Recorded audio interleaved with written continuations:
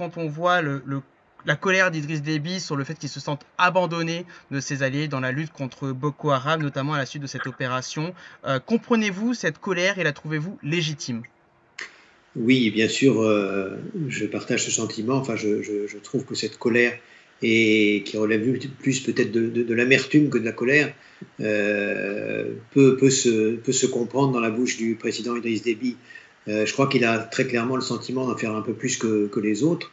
C'est d'ailleurs vrai, il en a donné une preuve, rappelez-vous, au sommet de Pau, où il a proposé lui-même de mettre un bataillon supplémentaire dans la force G5 Sahel pour aller renforcer la zone des trois frontières, qui est un point de préoccupation de toute la force et de tous les acteurs d'ailleurs qui agissent dans ce dossier. Et pour d'ailleurs monter d'après ce que j'ai compris et d'après les déclarations qu'il a faites au moment où il a lancé l'opération Colère de Bohoma, il aurait précisément dégarni un petit peu ses cantonnements de ses meilleurs soldats pour y mettre des soldats moins performants, récupérer ses meilleurs soldats pour former ce bataillon. Et c'est pendant ce temps-là qu'il se fait attaquer justement sur une garnison qui a été dégarnie avec le bilan effroyable qu'on sait, hein, près de 100 morts. Il riposte de lui-même, il monte une opération, il la commande lui-même, elle marche, mais pas sans perte, hein, les pertes sont extrêmement lourdes hein, dans le bilan qui est annoncé. Ce qu'on peut relever, c'est 59 morts et près de 200 blessés, c'est donc un bilan lourd du côté de l'attaquant.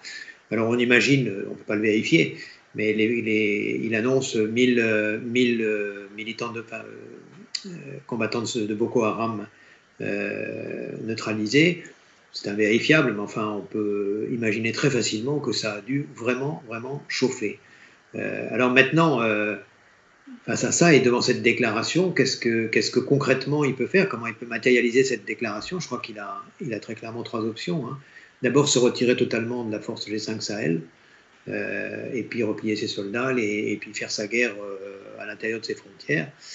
Mais il a une deuxième option, c'est de rester dans la force G5 Sahel, en liaison avec ses alliés, mais placer les soldats tchadiens qui servent dans la force G5 Sahel uniquement sur le territoire tchadien, à l'intérieur de ses frontières.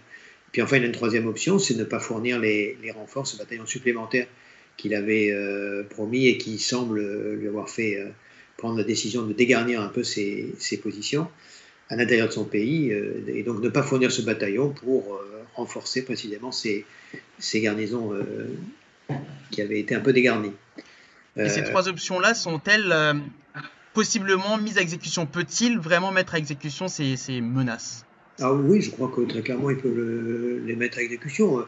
Le président Déby nous a habitués à faire ce qu'il dit. Quand il déclare quelque chose, généralement, il va au bout des choses. Je crois que là, il parle encore sur le coup de l'amertume. Ira-t-il jusqu'à l'option la plus rude, c'est-à-dire se retirer totalement de la force G5 Sahel? Franchement, j'en doute un peu parce que lui, comme les autres, il a besoin de ses alliés. Il a besoin de ses alliés africains, il a besoin de ses alliés extérieurs. Je pense qu'il en est aussi conscient. Donc voilà, en tout cas, je suis persuadé qu'il matérialisera ses déclarations. Et pourquoi ça aurait un impact très fort sur à la fois les alliés et donc le G5 Sahel, mais aussi pour la France? Pourquoi ça aurait un impact? En quoi l'armée tchadienne est essentielle au dispositif actuel? Elle est essentielle comme les autres, bien sûr, mais elle est peut-être un peu plus essentielle que les autres, à l'image aussi de la Mauritanie. Pourquoi? Parce que l'armée tchadienne, c'est une armée de combattants du désert. Ce sont des gens qui n'ont pas oublié d'où ils viennent, leurs coutumes ancestrales, et cette vie de nomade, cette vie dans le désert, et qui combattent vraiment comme les combattants du désert.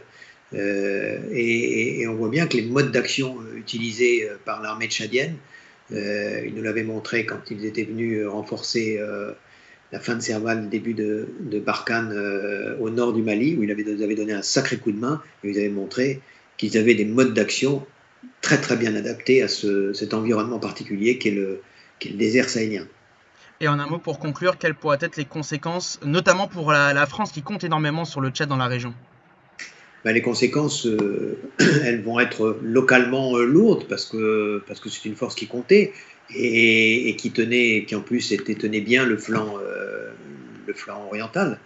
Donc ce serait un très mauvais coup pour l'ensemble des acteurs qui agissent, africains et non africains, qui agissent actuellement au Sahel.